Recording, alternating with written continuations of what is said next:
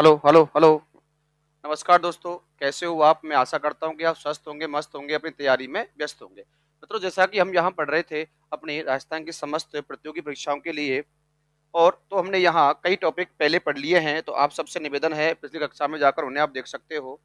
और अब हम पढ़ने वाले हैं आगामी टॉपिक, और आगामी टॉपिक आर्ट एंड कल्चर के तहत आज हम बात करेंगे सबसे महत्वपूर्ण टॉपिक, जिसका नाम है राजस्थान का साहित्य एवं बोलियां। ठीक है, यहाँ से बहुत एग्जाम में क्वेश्चन आते हैं और आपको बड़े ध्यान से और ढंग से पढ़कर ये टॉपिक जाना है। ठीक है, तो और जितने भी सीटी वाले एग्जामिनेशन वाले छात्र हैं उनके लिए मेरी तरफ से हार्दिक हार्दिक शुभकामनाएं और बेस्ट ऑफ लक। ठीक है, आपका जो कल है वो मंगलमय और शुभ रहे। ठीक है, ध्यान रखें। अब ये जो आपका टॉपिक है मित्रों, आज भाषा और बोलियां, तो हम सबसे पहले पढ़ने वाले हैं। ध्यान रखें मित्रों, तो टॉपिक का नाम यहाँ डाल देता हूं आपके लिए, भाषा और बोलियां। राजस्थान की भाषा और बोलियां, भाषा एवं बोलियां। चलो पहले थोड़ा सा इसको बड़ा कर देता हूं मैं। ठीक है भैया, तो थोड़ा सा बात कर लेते हैं, थोड़ा बड़ा करते हैं पहले इसे। और पहला क्वेश्चन क्या है, बड़े ध्यान से सुनना। देखो यहाँ से, तो टॉपिक का नाम क्या है मित्रों? तो टॉपिक का जो नाम है वो होने वाला है भाषा एवं बोलियां। लिख दिया मैंने यहाँ खोले के अंदर। भाषा पढ़ लेंगे हम, बोली पढ़ लेंगे, और साथ में ही पढ़ेंगे मित्रों क्या, साहित्य। क्या पढ़ने वाले हैं साथियों? साहित्य के बारे में भी चर्चा करने वाले हैं। ठीक है भाई, चलो सभी क्लास को एक बार लाइक और शेयर करो। तो पहला क्वेश्चन आपके सामने लिखा हुआ है, तो राजस्थानी भाषा एवं साहित्य पढ़ने वाले हैं। और हाँ, देखो पहला क्वेश्चन, तो पहला क्वेश्चन आपके सामने आ रहा है, वो ये आ रहा है कि यहाँ से जो टॉपिक है भाषा और साहित्य से, तो पहला क्वेश्चन आपके लिए आ गया कि राजस्थानी भाषा दिवस कब मनाया जाता है। चलो तो ध्यान रखना, राजस्थानी भाषा दिवस जो मनाया जाता है ना, वो 21 फरवरी को मनाया जाता है प्रति वर्ष। ठीक है, राजस्थानी भाषा दिवस। उसके बाद में राजस्थानी भाषा की उत्पत्ति कैसे होती है, तो मित्रों ध्यान रखना, राजस्थानी भाषा की जो उत्पत्ति होती है ना, वो सोरसेन सोरसेन है, ये ध्यान रखना। सोरसेन सोरसेन प्राकृत की गुर्जर अर्थात सोरसेन शैली के प्राकृत प्राकृत की गुर्जर अपभ्रंश अपभ्रंश शैली से माना जाता है। और इसका जो उद्भव हुआ है ना, उत्पत्ति हुई है, वो 12वीं शताब्दी के अंदर मानी जाती है। कब मानी हुई जाती है भैया? 12वीं शताब्दी के अंदर राजस्थानी भाषा शैली की उत्पत्ति मानी जाती है। इसको आपको ध्यान में रख लेना है। लेकिन एक चीज ध्यान रखें, राजस्थानी, अगला क्वेश्चन क्या बन रहा है, राजस्थानी भाषा का स्वतंत्र विकास, इसका बिल्कुल फ्रीडम जो विकास हुआ था मित्रों, वो हुआ था मित्रों 16वीं शताब्दी के अंदर। उद्भव तो होता है अर्थात उत्पत्ति तो होती है 12वीं शताब्दी के अंदर सोरसन प्राकृतिक गुर्जर अपभ्रंश से। ठीक है, ध्यान रखना। और राजस्थानी भाषा का स्वतंत्र विकास जो होता है ना, वो 16वीं शताब्दी के अंदर हुआ था। और राजस्थानी भाषा का स्वर्ण काल जो कहा जाता है, वह 17 से लेके 19वीं शताब्दी के काल को कहा जाता है। मेरा सीधा कहने का मतलब, उत्पत्ति उत्पत्ति तो होती है 12वीं के अंदर, विकास अर्थात बिल्कुल फ्रीडम विकास जो हुआ था वो 16वीं के अंदर हुआ था, और स्वर्णकाल है 17 से लेके 19वीं शताब्दी के मध्य में। ठीक है, आगे चलते हैं और बात कर लेते हैं अगले पॉइंट से। अगला पॉइंट क्या कह रहा है, राजस्थानी भाषा का उद्भव। ध्यान रखना मित्रों, राजस्थानी भाषा का जो उद्भव है ना, वो 3 तरह से हुआ है। इसको मैं थोड़ा सा बंद कर देता हूं पुस्तक के अंदर।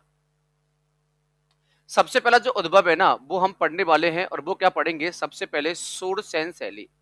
ठीक है, ध्यान रखें मित्रों, पहले क्या पढ़ेंगे, सूरसेन शैली। ठीक है, तो सूरसेन शैली के अंदर ये सूरसेन है।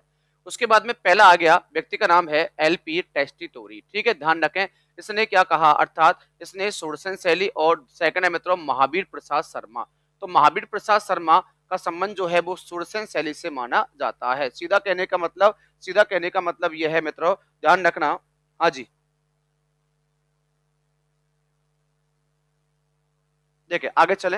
हाँ, तो राजस्थानी भाषा का जो उद्भव है ना, वो 3 शैलियों में हुआ है। एक तो है मित्रों सुरसेन शैली, और एक है गुर्जर अपभ्रंश शैली, और तीसरी का नाम है नागर अपभ्रंश शैली। अब इनमें अर्थात इनकी जो मुख्य व्यक्ति हैं, सुरसेन शैली का मुख्य व्यक्ति कौन था, तो एलपी टेस्टिटोरी, और उसके बाद में है मित्रों महावीर प्रसाद शर्मा। और गुर्जर अपभ्रंश शैली का मुख्य व्यक्ति कौन था, मोतीलाल मोनेरिया, मोतीलाल मेनारिया। और दूसरा जो है मतलब वो है आपका ए के एम मुंशी। ठीक है, ध्यान रखें कौन सा है मित्रों, के एम मुंशी। और उसके बाद में नागर शैली का जो आपको देखने को मिलता है वो है जॉर्ज ग्रियर्सन। ध्यान रखें, जॉर्ज ग्रियर्सन। और दूसरा आपको देखने को मिलता है पुरुषोत्तम लाल। ठीक है, कौन मित्रों, पुरुषोत्तम लाल। ठीक है, आगे चलो, आगे बात करते हैं। जीएस, हाँ, ये जो आपका लिखा हुआ है जीएस ग्रियर्सन के बारे में, हाँ जी, ध्यान रखें मित्रों, ये राजस्थानी बोलियों का जो क्षेत्रीय बोलियां हैं, इनका वैज्ञानिक अध्ययन करने वाला प्रथम व्यक्ति था। कौन भाई साहब? हाँ जी बिल्कुल, राजस्थानी बोलियों का वैज्ञानिक वर्गीकरण करने वाला प्रथम व्यक्ति कौन था मित्रों? तो आपको देखने को मिलता है जॉर्ज ग्रियर्सन। ठीक है, राजस्थानी बोलियों का वैज्ञानिक अर्थात वैज्ञानिक वर्गीकरण करने वाला प्रथम व्यक्ति कौन था? George Grierson. उसके बाद में अगला पॉइंट क्या बन रहा है? राजस्थानी भाषा की लिपि, ध्यान रखना मित्रों, तो ये मुड़िया है। कौन सी है मित्रों? मुड़िया है। हाँ जी बिल्कुल, जिसका आविष्कार टोडरमल के काल में हुआ था। किस काल में मित्रों? राजा टोडरमल। ठीक है, ध्यान रखें। उसके बाद में भाषा के आधार पर राज्य को राजस्थानी नाम देने वाला जो व्यक्ति था, हाँ बिल्कुल, आगे ना वही बात मैं बातें कर रहा था आपसे कि भाषा अर्थात भाषा के आधार पर राज्य को राजस्थानी नाम देने वाला व्यक्ति कौन था? तो जॉर्ज इब्राहिम ग्रियर्सन था। कौन था मित्रों? जॉर्ज इब्राहिम ग्रियर्सन था। अगला क्वेश्चन, इसकी प्रसिद्ध पुस्तक का नाम क्या था? तो ध्यान रखें मित्रों, इनकी प्रसिद्ध पुस्तक का नाम होता है the linguistic survey of India. The linguistic survey of India के अंदर मित्रों ध्यान रखना उल्लेख किया है, किसका उल्लेख किया है? राजस्थानी शब्द का उल्लेख किया है, और वो किसने किया है? जॉर्ज अब्राहम ग्रियर्सन ने किया है। उसके बाद में राजस्थानी भाषा का सर्वप्रथम वैज्ञानिक वर्गीकरण 1912 ईस्वी में किया गया था। कब भाई साहब? 1912 ईस्वी में किया गया था। तो हम बात कर लेते हैं जॉर्ज अब्राहम ग्रियर्सन से। अगला पॉइंट देखो, अगला पॉइंट क्या लिखा हुआ है, हम बातें करेंगे जॉर्ज अब्राहम ग्रियर्सन की। किसकी बात करेंगे साथियों? जॉर्ज अब्राहम ग्रियर्सन की बात करते हैं। और जो जॉर्ज अब्राहम ग्रियर्सन है, इन्होंने भाषा का वर्गीकरण किया है चार अर्थात पांच रूपों में। कैसे किया है? कि जो पहला अर्थात जो पहला वर्गीकरण है मित्रों, यहां लिखता हूं मैं, जो आपका पहला वर्गीकरण है मित्रों वो है अपना पश्चिमी क्षेत्र की भाषा। दूसरा है उत्तरी पूर्वी राजस्थान की भाषा। उसके बाद में है मध्य पूर्वी राजस्थान की भाषा। और उसके बाद में है दक्षिण पूर्वी राजस्थान की भाषा। और पांचवा है दक्षिणी राजस्थान की भाषा। ठीक है, ध्यान रखना। तो इनका इस तरह से वर्गीकरण किया गया है। ठीक है, कैसे किया गया है? पश्चिमी राजस्थान की भाषा, उत्तरी पूर्वी राजस्थान की भाषा, मध्य पूर्वी राजस्थान की भाषा और दक्षिणी पूर्वी राजस्थान की भाषा, और उसके बाद में बिल्कुल साउथ अर्थात दक्षिण की भाषा। उसके बाद में ध्यान रखना, इन भाषाओं का अर्थात एलपी टेस्टिटोरी, यहाँ एक नाम लिखा हुआ है, जो एक व्यक्ति का नाम है। इन्होंने एक पुस्तक लिखी इंडियन एक्टिव अर्थात इंडियन एंटीक्यूरी। ध्यान रखना, इंडियन एंटीक्यूरी। और इंडियन एंटीक्यूरी अर्थात जॉर्ज इब्राहिम ग्रियर्सन ने the linguistic survey of India नामक पुस्तक में, ध्यान रखना, राजस्थानी शब्द दिया। और मित्रों वहां भाषाओं का जो उल्लेख किया था वो कितने रूपों में किया था? 5 रूपों में किया था। पश्चिमी राजस्थान की भाषा, उत्तरी पूर्वी राजस्थान की भाषा, मध्य पूर्वी राजस्थान की भाषा, दक्षिण पूर्वी राजस्थान की भाषा और दक्षिणी राजस्थान की भाषा। ऐसे ही मित्रों बंदे का नाम क्या है? बंदे का नाम है एलपी टेस्टिटोरी। इन्होंने एक पुस्तक लिखी, पुस्तक का नाम क्या था? इंडियन एंटीक्यूरी। और ये लिखी गई थी 1914 से 16 के मध्य। इन्होंने मित्रों इस पुस्तक के अंदर भाषाओं का वर्गीकरण किया है। वो किस तरह से किया है? तो वो किया है मित्रों, ध्यान रखना, वो 2 तरह से किया है। सबसे पहला जो आपका वर्गीकरण है वो है पश्चिमी राजस्थान की भाषा, और दूसरा है मित्रों पूर्वी राजस्थान की भाषा। यदि हम ऐसे बनाए ना मैप ये वाला, तो ये तो हो गया मित्रों पूर्वी और ये हो गया मित्रों क्या? पश्चिमी हो जाता है। तो इस तरह से इन्होंने इसका वर्गीकरण किया है। ध्यान रखना मित्रों, सर्वप्रथम मरु भाषा का प्रयोग, हाँ अगला क्वेश्चन क्या है? सर्वप्रथम मरु भाषा का प्रयोग अधुतन सूरी द्वारा किया गया था। इसको भी आपको ध्यान में रखना है। किसके द्वारा भाई साहब? किसके द्वारा किया गया था? उदुतन सूरी। और उदुतन सूरी के प्रसिद्ध ग्रंथ का जो नाम था मित्रों वो था कुबलय माला। और ये लिखा गया था 778 ईस्वी में। और इसमें देशी कितनी 18 देशी भाषाओं का प्रयोग किया गया। कितनी भाई साहब? 18 देशी भाषाओं का प्रयोग किसके द्वारा किया गया? तो उदुतन सूरी के द्वारा किया गया। किसके अंदर किया गया? तो कुबलय माला नामक ग्रंथ में किया गया था। और सर्वप्रथम मरु भाषा का प्रयोग किसमें किया गया भाई साहब? कुबलय माला ग्रंथ के अंदर किया जाता है। ठीक है, आपको आपको ये भी याद में रखना है। आगे चलो, आगे चलते हैं और बात करते हैं अगले पॉइंट की तरफ। अगला पॉइंट जो आपके सामने आ रहा है मित्रों वो ये आ गया कि राजस्थानी भाषा का शब्दकोश, हाँ राजस्थानी भाषा के शब्दकोश में कितने लाख शब्द हैं? तो मित्रों ध्यान रखना, तो वो है 2 लाख शब्द। इसका लेखक अर्थात राजस्थानी भाषा का शब्दकोश अर्थात इसका जो लेखक है ना मित्रों उसे हम कहते हैं सीताराम लालस। ध्यान रखें मित्रों, सीताराम लालस इस एक रचना लिखते हैं नीलटास। ठीक है, ध्यान रखना। और जोधपुर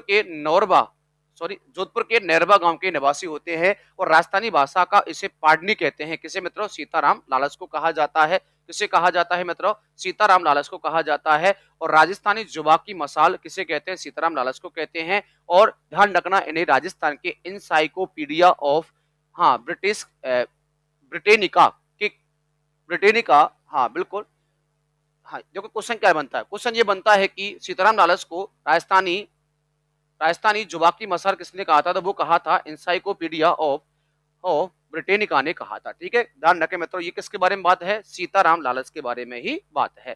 ठीक है, तो आप सबसे निवेदन है क्लास को क्या करें मित्रों, एक बार लाइक करें और मित्रों इसे क्या कर दें, आप शेयर भी कर दें। चले आगे चलते हैं, उसके बाद में आगे बात करते हैं मित्रों। उसके बाद में नेक्स्ट आपका आ गया राजस्थानी साहित्य की शैलियां। क्या है मित्रों, राजस्थानी साहित्य की शैलियां। ठीक है, पहले साहित्य पढ़ लेते हैं, उसके बाद में थोड़ा सा बोलियों के बारे में हम पढ़ने वाले हैं। देखो थोड़ा सा तो लिखा क्या है मित्रों, राजस्थानी साहित्य की शैलियों को हम थोड़ा सा यहाँ देख लेते हैं इस तरह से।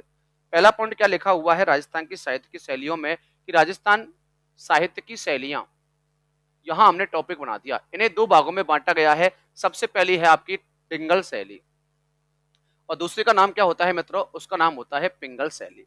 डिंगल शैली का मतलब क्या है, तो मित्रों ध्यान रखें, डिंगल शैली पश्चिमी राजस्थान की साहित्य की शैली को कहा जाता है। मैंने पहले बोल दिया ना, तो ये रहा ना, इस तरह से बना लो आप, ये रहा पूरब और ये रहा मित्रों पश्चिम। तो पश्चिमी राजस्थान की साहित्य की शैली को क्या कहते हैं, डिंगल शैली कहा जाता है। और पिंगल, पिंगल किसे कहते हैं, पूर्वी राजस्थानी साहित्य की शैली को क्या कहा जाता है, पिंगल के नाम से पुकारा जाता है। अर्थात ध्यान रखना मित्रों, इसमें मारवाड़ी भाषा का प्रभाव देखने को मिलता है, और मित्रों इसमें ब्रज भाषा का प्रभाव आपको देखने को मिलता है। इसमें चारणों के द्वारा लिखे गए ग्रंथों का उल्लेख देखने को मिलेगा, और इसमें भाटों के द्वारा लिखे गए ग्रंथों का उल्लेख देखने को मिलेगा। और ये सबसे ज्यादा राजस्थान में आपको सर्वाधिक देखने को मिलता है प्रसार किसका भाई साहब, डिंगल शैली का आपको प्रसार देखने को मिलता है। यदि मैं आपके लिए यहाँ बनाऊं, ऐसे डिंगल पिंगल की बात करता हूं मैं आपसे, तो मित्रों अगर मैं यहाँ इस तरह से एक मैप बनाता हूं, अर्थात ये वाला, तो मित्रों ये ध्यान रखें आप, तो ये तो रहा पूर्वी राजस्थान, कौन सा रहा मित्रों, पूर्वी राजस्थान रहा। और मित्रों ये रहा अपना कौन सा राजस्थान, पश्चिमी राजस्थान रहा। मित्रों मुझे पीडीएफ से पीडीएफ से थोड़ा सा मजबूरी कारण पढ़ाया जा रहा है, आपको ध्यान रखना, नहीं तो मैं बिल्कुल पीडीएफ से नहीं पढ़ाता, आपको इस तरह से बिल्कुल डायग्राम बना बना के पढ़ाता, क्योंकि आपकी परीक्षा नजदीक है, इसलिए मुझे पीडीएफ से पढ़ाना पड़ रहा है। ठीक है, तो ध्यान रखें मित्रों, पश्चिमी राजस्थान का जो साहित्य है ना, उसकी शैली को कहा जाता है क्या मित्रों, बोलो भैया क्या कहते हैं, डिंगल कहते हैं। क्या कहते हैं साथियों, डिंगल कहते हैं। और मित्रों इसे कहते हैं, क्या कहते हैं साथियों, पिंगल के नाम से पुकारते हैं, इसके नाम से साथियों पिंगल। अब ध्यान रखें मित्रों, इसमें मारवाड़ी भाषा, अर्थात इसमें मारवाड़ी भाषा, इसमें मारवाड़ी भाषा का प्रभाव देखने को मिलता है, और इसमें ब्रज भाषा का प्रभाव आपको देखने को मिलता है। किस भाषा का, वैसा ब्रज भाषा का देखने को मिलता है। उसके बाद में अगला क्वेश्चन क्या बनेगा, हाँ जी बिल्कुल आगे देखते हैं। हाँ, यहाँ जो ग्रंथ लिखे गए मित्रों, वो किसके द्वारा लिखे गए थे, आप सबको पता होगा। अभी देखो हमने यहाँ देखे थे कि सबसे ज्यादा ग्रंथ यहाँ किसके द्वारा, चारण जाति के द्वारा लिखे गए थे। ठीक है, किसके द्वारा मित्रों, चारणों के द्वारा। यहाँ चारण जाति का प्रभाव रहा, और यहाँ मित्रों भाट जाति का प्रभाव रहा। किसका मित्रों, भाट जाति का प्रभाव रहा। ठीक है, इनके द्वारा यहाँ ग्रंथ लिखे गए थे। और एक क्वेश्चन और बन जाएगा, वो ये बन जाएगा कि इनका सर्वाधिक विस्तार आपको देखने को मिलता है, सर्वाधिक विस्तार यहाँ देखने को मिल जाता है, सर्वाधिक विस्तार यहाँ देखने को मिलता है, जिसे हम कहते हैं क्या, डिंगल। और यहाँ क्या लिखा हुआ है मित्रों, पिंगल लिखा हुआ है। चलो आगे बढ़ते हैं, आगे बढ़ते हैं मित्रों। हाँ जी, इसके बाद में और भी कई सारी शैलियां हैं, जैसे आपको यहाँ काम आने वाली है। जैसे पहले ही बात कर लेते हैं विशिष्ट शैलियां, जैसे विशिष्ट शैलियों में लिखे गए आपके जो ग्रंथ हैं उनकी बात कर लेते हैं। जैसे सबसे पहला जो ग्रंथ है मित्रों, अर्थात सबसे पहले जो आपका यहाँ जो शब्द लिखा हुआ है, वो लिखा हुआ है रासो। क्या लिखा हुआ है मित्रों, रासो की बात कर लेते हैं सबसे पहले। चलो ये रासो क्या है, तो मित्रों ध्यान रखना, रासो किसे कहते हैं, सबसे पहला पॉइंट, रासो जिस काव्य रचना में किसी राज्य की कीर्ति, ध्यान रखना, विजय और युद्धों की वीरता का वर्णन मिलता है ना, उसे हम क्या कहते हैं साथियों, रासो के नाम से पुकारते हैं। किसके नाम से पुकारते हैं मित्रों, रासो के नाम से पुकारते हैं। जैसे बात कर लेते हैं पृथ्वीराज रासो, आप सबको पता होगा पृथ्वीराज रासो, ये लिखा गया था चंद्रबरदाई के द्वारा। और उसके बाद है अपना सगत रासो, ये लिखा गया है गिरधर आसिया के द्वारा। उसके बाद है बीसल देव रासो, ये लिखा गया है नरपति नालह के द्वारा। और उसके बाद है मित्रों खुम्बान रासो, कौन सा, खुम्बान रासो, और ये लिखा गया है दलपत विजय के द्वारा। तो आपके चार रासो मैंने यहाँ बताए हैं। ठीक है, रासो किसे कहते हैं, कि वह काव्य रचना इसमें किसी राजा और उस राज्य की शौर्य अर्थात वीरता और युद्धों और विजय की कीर्ति का उल्लेख मिलता है, उसे हम क्या कहते हैं, रासो के नाम से पुकारते हैं। आपके लिए मैंने चार रासो बताए हैं। सबसे पहला पृथ्वीराज रासो चंद्रबरदाई के द्वारा लिखा गया, दूसरा बीसलदेव रासो नरपति नाले के द्वारा लिखा गया, सगत रासो लिखा गया गिरधर आशिया के द्वारा, और चौथा है खुम्मान रासो, ये लिखा गया अपना दलपत विजय के द्वारा। ठीक है, आगे चलते हैं और आगे आपको लेकर चलता हूं मैं। सेकंड पॉइंट मिल तो बिल्कुल एक एक पॉइंट को आप सीख कर जाओ थोड़ा सा यहाँ से। सेकंड पॉइंट जो आगे मतलब वो आगे अपना ख्यात से। ये ख्यात क्या होती है, अभी हमने रासो देखा था ना, वीरता उसका। तो राजाओं द्वारा अपने सम्मान, सफलताओं व विशेष कार्यों का जो वर्णन करवाया जाता था, जिन काव्यों के अंदर राजाओं के द्वारा अपने सम्मान, अपने विशेष सफलताओं एवं विशेष कार्यों का जो उल्लेख करवाया जाता, लिखवाया जाता था, ठीक है, उन्हें हम क्या कहते हैं, ख्यात के नाम से पुकारते थे। सबसे पहला यहाँ पॉइंट आ गया आपके लिए कि नैन सीधी ख्यात। पहला पॉइंट आया मतलब नैन सीधी ख्यात आ गया, और नैन सीधी ख्यात की रचना यहाँ की जाती है मुड़होत नैन्सी, मुहड़होत नैन्सी के द्वारा। किसके द्वारा भाई साहब? मुहड़होत नैन्सी के द्वारा की जाती है, और राजस्थान की सबसे प्राचीन व विश्वसनीय ख्यात के नाम से यह पुकारी जाती है। सेकंड की बात कर लेते हैं मित्रों, मुंडियारी ख्यात। ध्यान रखना मित्रों, इसे राठौड़ों की ख्यात कहते हैं, जो आपको जोधपुर की देखने को मिलती है। तीसरा है मित्रों बांकी दास की ख्यात, और ये बांकी दास आशिया के द्वारा लिखी जाती है। देखो क्वेश्चन ही आंसर दे रहा है, बांकी दास आशिया। उसके बाद मित्रों आपको देखने को मिलती है दयाल दासरी ख्यात, और ये बीकानेर के राठौड़ों की ख्यात मानी जाती है। यहाँ राठौड़ मुंडियार, यहाँ बीकानेर के राठौड़, ये जोधपुर वाले राठौड़। ध्यान रखना मित्रों, ये कौन से वाले राठौड़ है भाई साहब? ये जोधपुर वाले राठौड़ है, और मित्रों यहाँ आपके बीकानेर वाले राठौड़ है। तो मंडियार जोधपुर वाले राठौड़, दयालदास अपनी बीकानेर वाले राठौड़ों की ख्यात। उसके बाद में तीसरा है मित्रों बचनिका। बचनिका का मतलब क्या होता है, थोड़ा सा समझो यहाँ से पहले। तीसरा पॉइंट जो आपका है वो बचनिका को लेकर है। बचनिका का मतलब होता है जिसकी रचना गद्य पद दोनों में की जाती है। जिसकी रचना गद्य पद दोनों में की जाती है उसे बचनिका कहा जाता है। सबसे पहले का नाम होता है अचल दास खींचीरी बचनिका, और इसकी रचना करने वाला व्यक्ति होता है मित्रों शिवदास गांगण।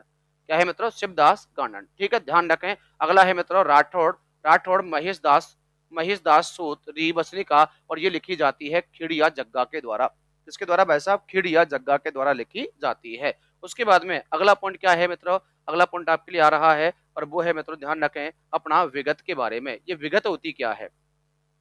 विगत किसी विषय का विस्तृत इतिहासकार यानी इतिहास विवरण। ठीक है, ध्यान रखना, किसी विषय का विस्तृत अर्थात संपूर्ण तरीके से इतिहास परक वर्णन कहलाता है मित्रों, क्या? विगत कहलाता है। इसमें पहली विगत आपके सामने मारवाड़ा परगनारी विगत, और ये लिखी जाती है मड़होत नैन्सी के द्वारा। ठीक है, ध्यान रखना।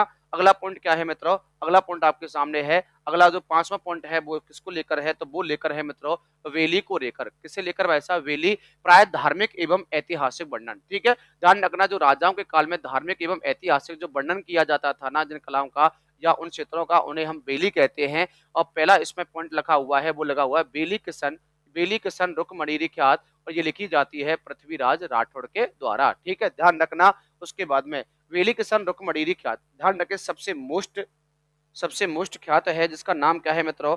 वेली किशन रुक मणिरी ख्यात। ठीक है, आगे चलो थोड़ा सा।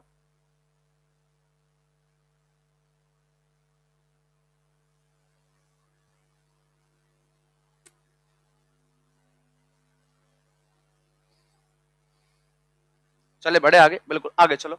उसके बाद में मित्रों लिखा हुआ है अपना नंबर 6वां दवा बैत। राजाओं का गुणगान, राज्य वैभव, युद्ध, आखेट, नख नख शिव, उसके बाद में नख सिख, और उनका वर्णन करना। ठीक है, राजा जो अपना युद्ध के आखेट का शिकार खेलने के स्थानों का नख सिख अर्थात वहां, और राज्य वैभव और उनका गुणगान जो करवाया करते थे उन्हें मित्रों दवाबैत कहा जाता था। उसके बाद में ध्यान रखना, उसके बाद है मित्रों वात।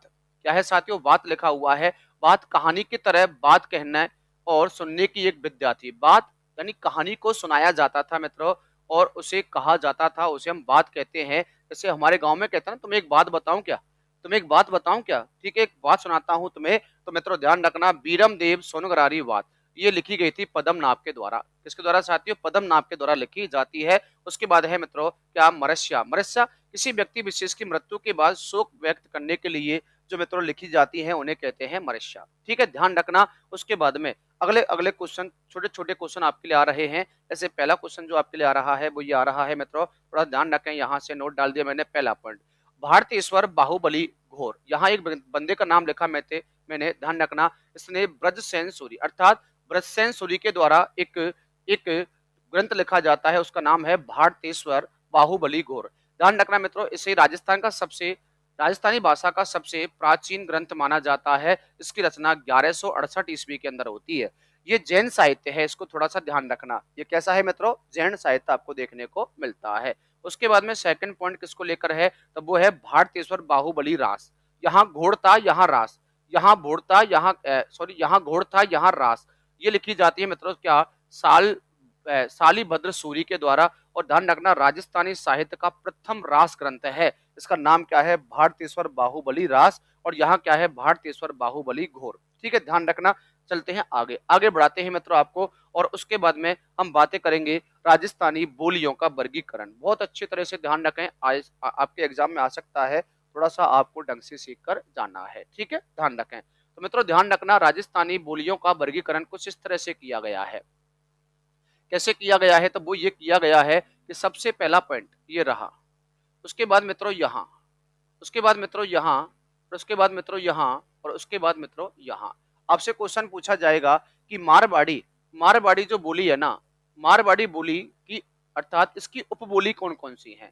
मारवाड़ी बोली की उपबोली कौन कौन सी है? अर्थात उसके बाद में मालवी बोली की उपबोली कौन कौन सी है? आप ऐसा भी कह सकते हो, नहीं मालवी, मारवाड़ी होगी मालवी। उसके बाद में ढूंढाड़ी बोली की कौन कौन सी बोलियां हैं? उसका मेवाती की कौन कौन सी है? और बांगड़ी की कौन कौन सी आपको देखने को मिलती है? ठीक है, हाँ जी बिल्कुल, देखो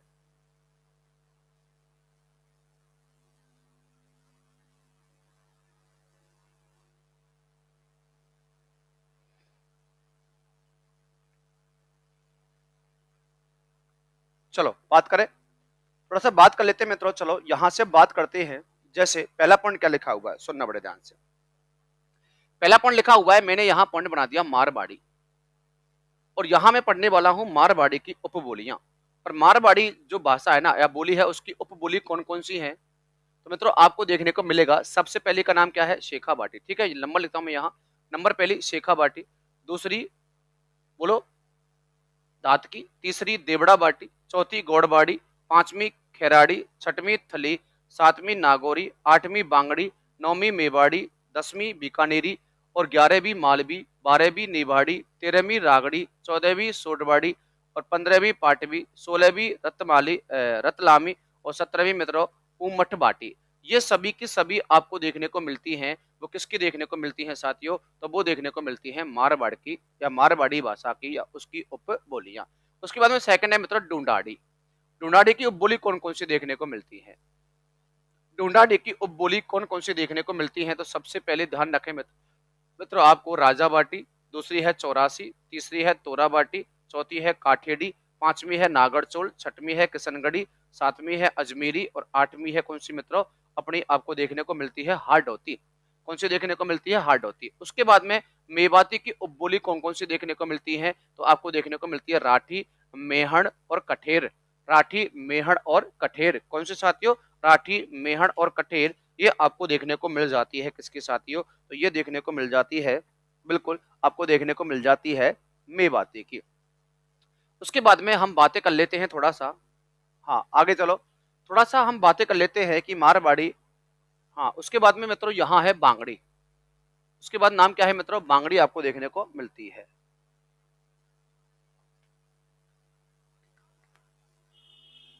चलो, हेलो हेलो हेलो।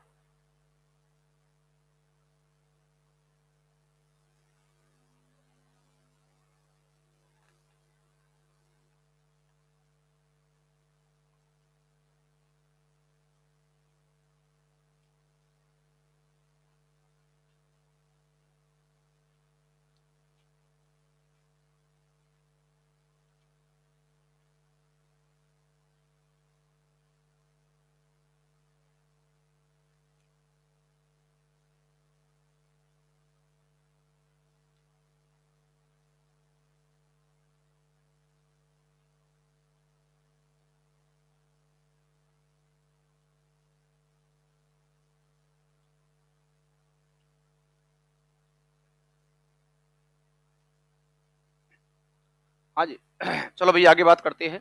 चलो, हाँ जी चलो, तो ये मित्रों किसकी बोली है मित्रों? तो ये राजस्थानी बोलियों का वर्गीकरण इस तरह से थोड़ा सा किया गया है। तो अब बात कर लेते हैं एक एक करके। ठीक है, सभी को एक एक करके पढ़ लेते हैं। यहाँ कैसे पढ़ेंगे? देखो सबसे पहला यहाँ लिखा हुआ है मारवाड़ी। मित्रों ध्यान रखना, जो मारवाड़ी बोली है अबुल फजल व आईन अकबरी में इसका प्रयोग किया गया है। अर्थात अबुल फजल ने अपने प्रसिद्ध ग्रंथ अबुल फजल ने अबुल फजल ने आईने अकबरी में इसका प्रयोग किया गया है। ध्यान रखना, इसका प्राचीन नाम है मरु भाषा।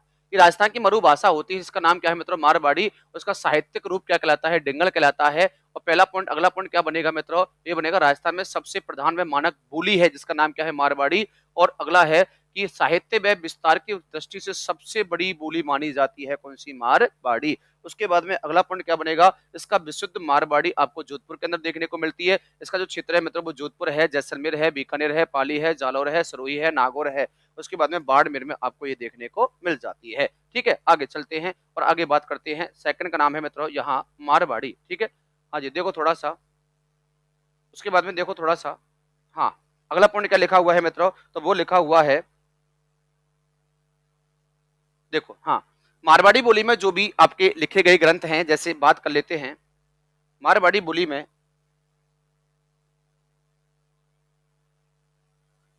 लिखे साहित्य। ठीक है, सबसे पहले का नाम क्या है मित्रों? तो वो है अपना चरण साहित्य अर्थात चारण साहित्य। सेकंड है मित्रों अपना कौन सा? जैन साहित्य। तीसरा है मित्रों ध्यान रखना रजियारा सोरठा, ये भी किसमें लिखा हुआ? मारवाड़ी के अंदर। और नंबर 4 मीराबाई की रचनाएं, मीराबाई के छंद में रचनाएं इसी मारवाड़ी बोली में अर्थात बोली में लिखे गए हैं। ठीक है, ध्यान रखें। अगला चलो अगला, उसके बाद में मित्रों बात कर लेते हैं थोड़ा सा एक क्वेश्चन और जहां से आपसे पूछ सकता है मारवाड़ी की उपबोलियां। तो मारवाड़ी की जो उपबोलियां है ना वो कौन कौन सी आपको देखने को मिलती हैं? तो नंबर 1 मेवाड़ी बोली, ये मारवाड़ी की उपबोली है। नंबर 1 कौन सी भाई साहब? मेवाड़ी की बोली।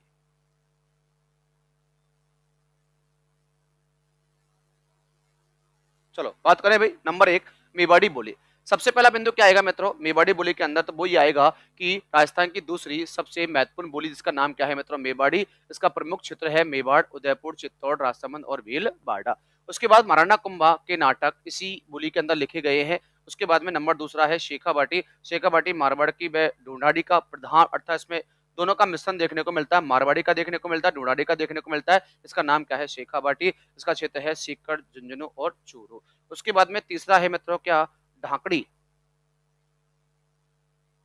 तीसरे का नाम क्या है मित्रों? तो वो आपको देखने को मिलती है, हाँ जी बिल्कुल चलो, तो वो है मित्रों क्या?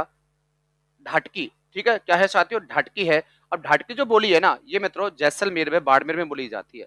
उसके बाद है मित्रों क्या? देवड़ा बाटी, और देवड़ा बाटी आपको सिरोही के अंदर बोली जाती है। उसके बाद में नंबर 5 में आपको देखने को मिलती है गौड़बाड़ी, और गौड़बाड़ी ध्यान रखें गौड़बाड़ी आपको देखने को मिलती है कहाँ? पाली, बाली और आहोर, जालौर के अंदर। और नंबर 6वीं है खेराड़ी बोली, ये जहाजपुरा भीलवाड़ा टोंक के अंदर बोली जाती है। उसके बाद में अगली है मारवाड़ी व ढूंढाड़ी व हाड़ौती का मिश्रण कहलाती है कौन सी? खेराड़ी। इसमें 3 का मिश्रण देखने को मिलता है, मेवाड़ी का देखने को मिलता है, ढूंढाड़ी का देखने को मिलता है और हाड़ौती का मिश्रण देखने को मिलता है। नंबर 7 में थली, दक्षिणी गंगानगर व बीकानेर व चूरू में बोली जाती है। और 8वीं है मित्रों बागड़ी, बागड़ी बागड़ क्षेत्र में बोली जाती है, हनुमानगढ़, चूरू और झुंझुनू के अंदर। उसके बाद में बात कर लेता हूं मैं नंबर 2 डाल के आपसे। नंबर 2 मित्रों यहाँ मैं बात करूंगा आपसे मालवी के बारे में। किसके बारे में साथियों? मालवी बोली के बारे में। इसका क्षेत्र है मालव क्षेत्र। मालव किसे कहते हैं? झालावाड़, प्रतापगढ़, कोटा के आसपास के क्षेत्र को मालव क्षेत्र के नाम से पुकारा जाता है। और अगला क्वेश्चन है कि इसमें मित्रों ध्यान रखना गुजराती व मराठी भाषा का प्रभाव आपको देखने को मिल जाता है। मारवाड़ी व ढूंढाड़ी का मिश्रण ही कहलाती है कौन सी मित्रों? मालवी कहलाती है। किसका मित्रों? मारवाड़ी। ये मारवाड़ी प्लस ढूंढाड़ी का मिश्रण है। मारवाड़ी व ढूंढाड़ी का क्या है साथियों? मिश्रण देखने को मिलती है। इसका नाम क्या है साथियों? तो वो आपको देखने को मिलती है क्या? मालवी बोली। ठीक है, हाँ चलो आगे बात करते हैं। उसके बाद में आगे देखो भैया मालवी की जो उपबोलियां हैं वो कौन कौन सी हैं वो देख लेते हैं थोड़ा सा यहाँ कि मालवी की जो उपबोलियां हैं। तो मालवी की उपबोलियां एक तो नीमाड़ी है, ये राजस्थान के दक्षिणी भाग में बोली जाती है। और दूसरी है रागड़ी, जो राजपूतों की भाषा बोली जाने वाली प्रचलित बोली थी। इसका इसमें जो मिश्रण देखने को मिलता है ना रागड़ी का, तो वो देखने को मिलता है मारवाड़ी व मालवी का मिश्रण। किसमें? रागड़ी के अंदर। ये मालवा क्षेत्र के अंदर बोली जाती है। और ये कर्कश बोली है। कैसी बोली है भाई साहब? कर्कश अर्थात कड़क बोली है एकदम। कैसी बोली है भाई साहब? कड़क बोली है। ठीक है, इसे हम कहते हैं कर्कश बोली। उसके बाद में तीसरी हो जाती है मित्रों अपनी कौन सी? ढूंढाड़ी। कौन सी साथी? ढूंढाड़ी। इसका उपनाम जयपुर की बोली व हाँ जयपुर की बोली व झाड़ा ही बोली। कौन सी बोली भाई साहब? जयपुर की बोली व झाड़ा ही बोली कहते हैं। किसे कहते हैं मित्रों? तो वो कहते हैं मित्रों इसे झाड़साई कह सकते हो आप। ये झाड़साई है भैया, ये झाड़साही है, ध्यान रखना झाड़साही बोली। झाड़शाही बोली कहते हैं, ठीक है, किससे कहते हैं, ढूंढाड़ी को कहते हैं। इसका साहित्यिक रूप पिंगल कहलाता है और संत दादू व उसके शिष्यों की रचनाएं इसी भाषा में आपको देखने को मिलती है। उसके बाद में अगला पॉइंट क्या बनेगा, अगला पॉइंट बन जाएगा कि गुजराती, ब्रज और मारवाड़ी का मिश्रण देखने को मिलता है इसमें। और इसके जो क्षेत्र है ना वो आपको जयपुर है, किशनगढ़ है, अजमेर, इलाहाबाद, टोंक और दौसा, इनमें आपको देखने को मिलता है किसका भाषा, ढूंढाड़ी का आपको देखने को मिल जाता है। अगला है मित्रों ढूंढाड़ी की उपबोलियां कौन कौन सी हैं, तो मित्रों ध्यान रखें, ढूंढाड़ी की पहली उपबोली है राजा बाटी, ये जयपुर के पूर्वी भाग में बोली जाती है। दूसरी है मित्रों चौरासी, ये जयपुर के दक्षिण व टोंक के पश्चिम में बोली जाती है। तीसरी है तोराबाटी, ये जयपुर उत्तरी व सीकर कांतरी क्षेत्र के झुंझुनू में बोली जाती है। उसके बाद में चौथी है मित्रों खाटेड़ी, ये जयपुर व दक्षिण भाग में बोली जाती है। पांचवी है नागरचोल, सवाई माधोपुर के पश्चिम भाग में, टोंक के दक्षिण भाग में बोली जाती है। उसके बाद में अगली का नाम है हाड़ौती। अगली का नाम क्या है, हाड़ौती। तो मित्रों ध्यान रखें हाड़ौती कहाँ बोली जाती है, तो हाड़ौती क्षेत्र अर्थात कोटा, बूंदी, बारां में झालावाड़ के अंदर बोली जाती है। उसके बाद में बर्तनी की दृष्टि से सबसे कठिन बोली है कौन सी मित्रों, हाड़ौती। उसके बाद में केलांग ने अपनी व्याकरण में हाड़ौती का स्वतंत्र भाषा के रूप में प्रयोग किया है, ध्यान रखना। और हाँ केलांग, केलांग अर्थात उसके बाद है सूर्यमल मिश्रण की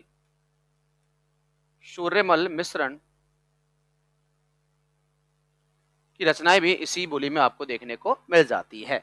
नंबर चौथी का नाम देखने को मिलता है मेवाती। मेवाती क्षेत्र, मेवात आपको देखने को मिलता है अलवर व भरतपुर।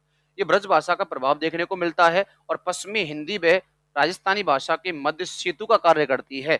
और उसके लालदासी एवं चरणदासी संप्रदाय की रचनाएं भी इसी भाषा में लिखी हुई हैं। और दयाबाई व सैजूबाई का साहित्य मेवाती भाषा में ही आपको देखने को मिल जाता है। उसके बाद में मित्रों आपको देखने को मिलती है बांगड़ी। कौन सी देखने को मिलती है साथियों, बांगड़ी देखने को मिलती है। बांगड़ी का जो क्षेत्र होता है ना वो होता है बांगड़ अर्थात डूंगरपुर व बांस बाड़ा। उसके बाद में प्रभाव कहाँ, तो गुजराती व मालवी भाषा का इसमें प्रभाव हुआ है। और जॉर्ज इब्राहिम ग्रियर्सन ने बांगड़ी को भीली भाषा भी बताया है, ठीक है, कैसी भाषा, भीली। और संत मावजी के उपदेश इसी भाषा में है, तो अन्य नाम इसको भीलों की बोली के नाम से भी पुकारा जाता है। नोट यहाँ देखो, विशेष क्षेत्र की बोलियों के बारे में बात करते हैं तो धाबड़ी है, धाबड़ी उदयपुर में है। हाँ उसके बाद में जगरोटी है, वो करौली के अंदर, जगरोटी करौली के अंदर।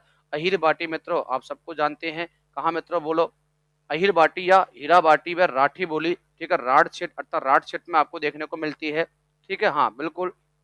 चलो उसके बाद में बहरोड मंडावर, बहरोड मंडावर में बोली जा अर्थात बहरोड मंडावर अलवर में ये बोली जाती है, ठीक है। कौन सी वाली भाई साहब, अभी हमने लिखी थी यहाँ देखो कौन सी वाली, राठ क्षेत्र अलवर वाला, ठीक है, हाँ जी बिल्कुल, अहिर बाटी अलवर। लो यहाँ लिखता हूं मैं अलवर, ठीक है, आगे चलो।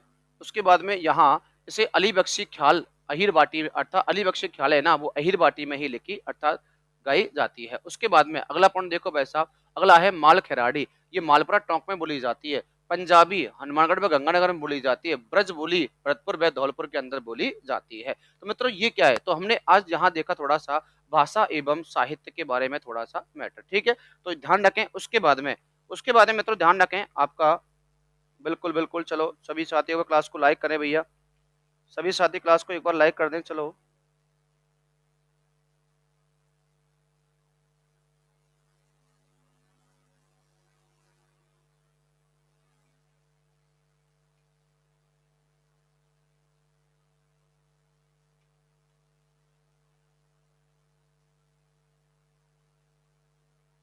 चले भाई, हाँ चलो।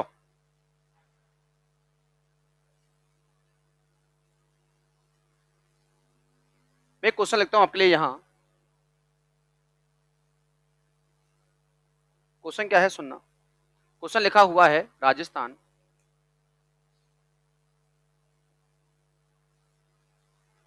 की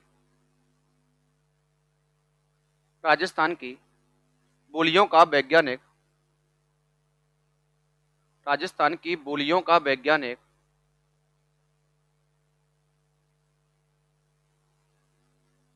बोलियों का वैज्ञानिक वर्गीकरण करने वाला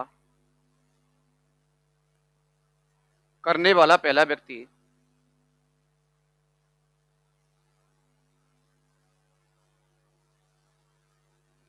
व्यक्ति था। कौन मित्रों, ध्यान रखें, तो वो है जी ए ग्रियर्सन। आंसर क्या होगा मित्रों, वो होगा G.A. ग्रियर्सन। कौन होगा भाई साहब, G.A. ग्रियर्सन। ठीक है, आपको ध्यान में रख लेना है। तो मित्रों, हाँ बिल्कुल, मरुभाषा किसे कहते हैं, मारवाड़ी को कहते हैं, आप सबको पता होगा, तो स्पष्ट हो चुका है, पढ़ा चुका हूं मैं पहले ही। मरुभाषा किसे कहते हैं मित्रों, मारवाड़ी को कहा जाता है। ठीक है साथियों, तो ये आपका आज का सेशन रहा। तो सेशन किसको लेकर रहा है साथियों, तो वो सेशन लेकर रहा है किसको लेकर, अपनी आर्ट एंड कल्चर के। इस टॉपिक का नाम क्या है साथियों, तो वो टॉपिक है अपना भाषा एवं साहित्य और बोलियां। तो आप सभी से निवेदन है, क्लास को लाइक करें, शेयर करें। आज के लिए इतना ही। जय हिंद, जय भारत, गौरव मित्रों, नमस्कार साथियों।